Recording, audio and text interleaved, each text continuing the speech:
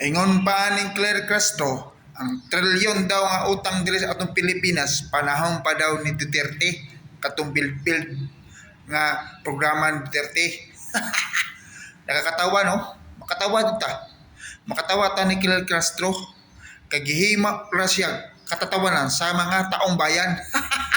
Unsa ingon ani nga yawa nga bakla? Nibuto daw ang bulkan tungod nasuko daw kay Sara. Pati bulkan, kay hiwi ra ng dagway nimo. Apil-apil pa nimo ang bulkan. Nibuto ng bulkan tungod sa mga katulad mong mga korupsyon. Mga kawatan mo. Grabe guys no. Grabe ka kwartaan ng mga tawana. Pero kawatan gihapon. Kwarta pa sa taong bayan. Grabe. Wala mo gabain ang inyong gikawat. Hoy, lovely Granada. Huwag kang assuming. Sino ka ba? Nag-iisa ka lang. Ang mga Duterte. Kami. Ha! Ano ba to? Ang pangit-pangit mo. Tao ba to? O parang puwit lang ng puwit ko? Madam Luistro, kana bitaw inyong gibuhat nga pandaot kay Sara?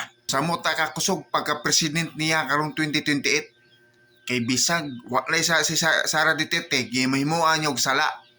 Halata lang jud mo nga politika jud ang inyong gipukusan karong panahon na. Ang taong bayan, nasaan daw ang pera? Ikaw ma'am, ang tanong namin kaming mga taong bayan, nasaan po ang malita at saka magbayad-bayad din ng utang. Puro ka pira. Ang pira ng inutang mo, bayaran mo. Karon pa ko kadung aning mga panahon ni BBM nga ang mga NPA nagmarsyala na sa syudad. Wala na sila nagpabukid guys, na sila sa syudad. Uyawa karon mga panahon na karon oy. Naana unta sa patag, pwede na dakpon. Gipasagdan ra. Gusto nila patay ra dito sa bukid.